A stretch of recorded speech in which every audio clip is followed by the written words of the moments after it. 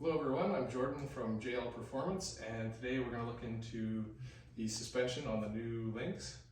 I've had quite a few questions about it and people are looking for info, so now that we've had some time to run it and test it, we'll give you some advice. Okay, so now we're going to take a look at a few different things.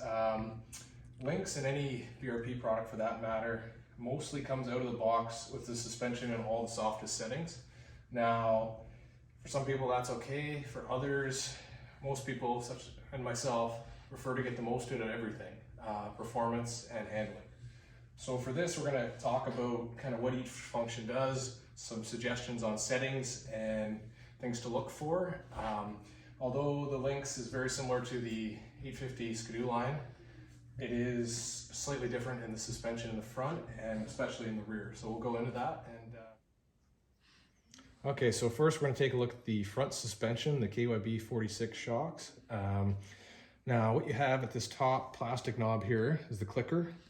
It's used for low speed compression dampening. The easiest way to go about it is it controls how hard or soft it is at low speeds.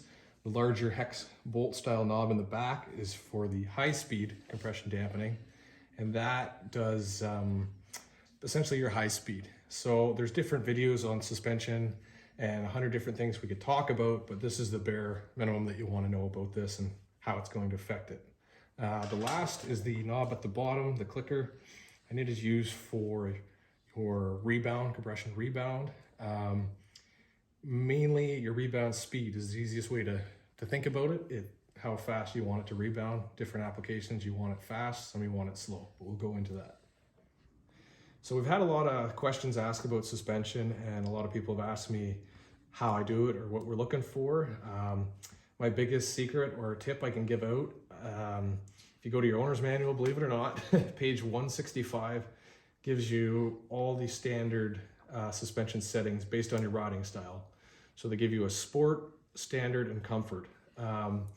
It is important to be honest with yourself about your riding style. Everyone wants to say they're the most aggressive. However, sometimes that's not the case. I suggest starting at the standard setting and playing from there. That's how I usually set things up. Otherwise, there's just too many variables you're going to be chasing, and you'll be making one portion better and the other part worse all at the same time. So we'll start with that. So your low speed clicker knob here, they suggest it be set at 20.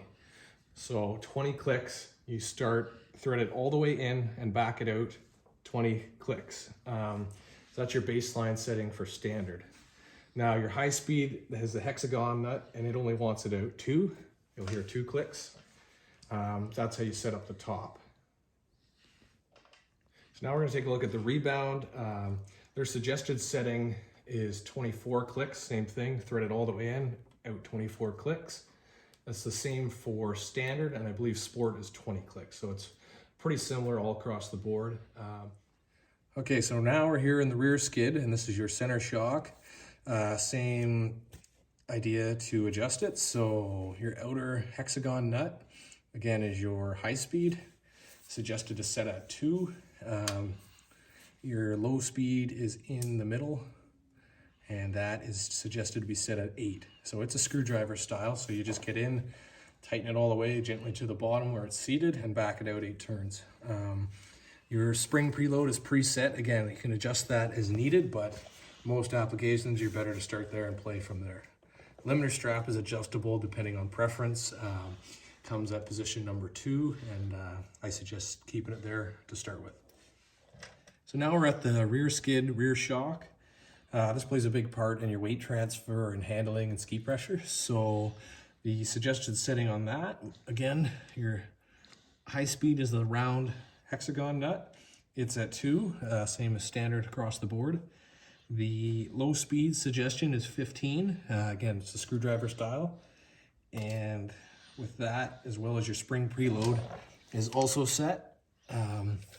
So the last item on there would be, again, your rebound, and it's your rebound speed. And it doesn't have a clicker, but it's actually a flat screwdriver style, and that would be 7 clicks. Okay, so those were the settings we started with, all recommended by BRP. Did quite a bit of testing and adjusting and found didn't have to change too much from the recommendations. It all depends on your personal preference, but definitely suggest starting there. I found we messed with ski pressure a little bit. A lot of people make the mistake of trying to get ski pressure in the front of the machine by stiffening front shocks or dampening, things like that, when in fact a lot of your ski pressure does come from your rear shock in the rear skid. Basically it all has to essentially teeter-totter somewhat, and if it's too loose in the back, it doesn't matter what you do to the front, it's just not touching the ground. So with that, I definitely recommend don't be afraid to adjust anything. You can always put it back to the way it was, you just count your clicks. And there is a great page, I think it's just before the pages that talk about the settings. They talk about kind of diagnostics essentially. If you're finding you have too much ski pressure, it tells you do this, this, and this. If you don't have enough, or if you're experiencing ski lift, or it's too soft and bottoming. So there's a really great guide in there that'll point in the right direction. Because just walking up to it and clicking stuff isn't going to get you too far. So with that, yeah, we're super happy with it. Got some racing coming up we're going to try with it. We do drag racing. We'll see how it goes.